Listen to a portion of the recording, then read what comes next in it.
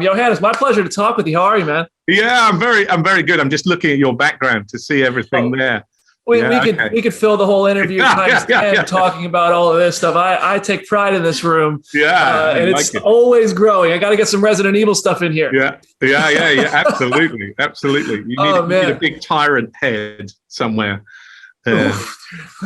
Scare the kids. Oh man. But dude, that's actually where I want to start, because I've talked to all the cast members about my first time playing Resident Evil. I think I was like 9 years old when those games started coming out. And I think I played the first one on PlayStation 2 and then GameCube. And in both instances, my mom still makes fun of me. I was too scared to play them. She was like, why'd you buy this game? I told you weren't going to get through it. Do you remember, did you have a similar introduction? What was it like for you the first time you got to play these games? Yeah, well, I didn't I was never a gamer.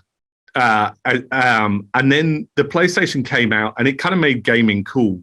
And I was a student, and it was a very weird time in that I was always like a super big horror nerd, but all the stuff that I was into was just not cool anymore. It was, I was having to travel miles to go and see In the Mouth of Madness, just go and see Carpenter's new one that 3 people went to see, or and Scream was big, and I didn't get Scream, it was all winking at the camera, and I felt horror was in a weird place and I didn't get it.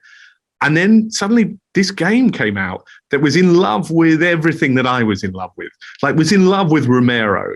People had forgotten him. Romero hadn't worked for ages. And it was like, loved all this kind of stuff that I had grown up on. And I was like, I'd watched people play this, and it was just terrifying. And that's how I got into it. I was like a sort of a voyeur, and then through that started playing the game and started getting into the whole Resident Evil world. And, now I'm like an adult junkie of it all. Like how cool is it that you got into it that way? It really fulfilled things that you were loving, and now you get to direct the movie. That is so cool, dude. I'm happy for you. Yeah, it's crazy. It's so much fun. And so, I'm a sucker for, clearly you see Marvel, DC, Harry Potter stuff all around me. I'm a sucker for Easter eggs and homage and anything when it's brought from a source material into something. And this movie feels like one big homage. You put so many, the whole movie is Easter eggs to the games. Was there anything that was just particularly difficult, or you just couldn't get away with including for whatever reason? What were some of the hardest parts of that?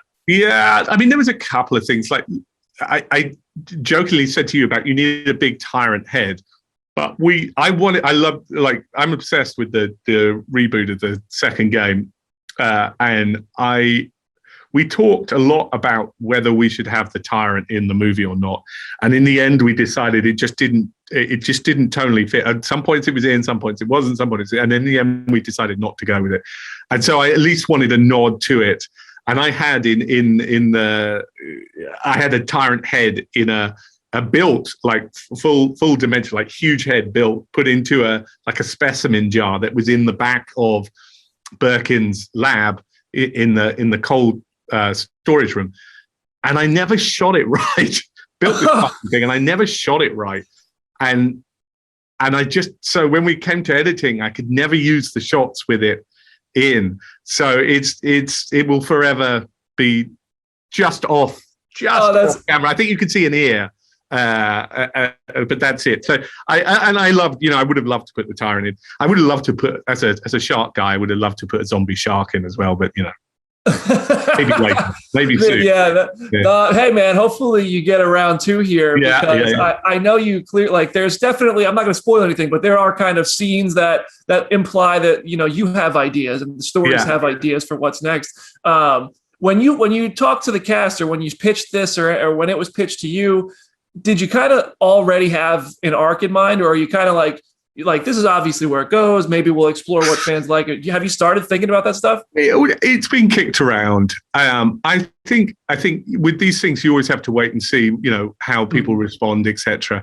I think that the core belief that sort of permeated this whole movie, that making this whole movie, and how I directed the cast, the one direction I really gave them, and the same with the crew, or my DP, whatever, was fall in love with the game. Fall in love with the game. We don't need to. We'll put in loads of Easter eggs and stuff, but we don't need to be identical. we're not just putting the game on screen, but what I want is I want love from you. So whether people like the movie or don't like the movie, I want people to feel that it comes from the right place. So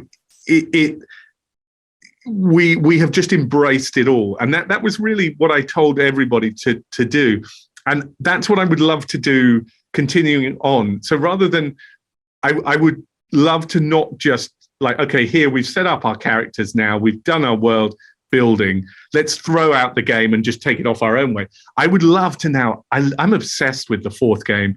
I love Code Veronica.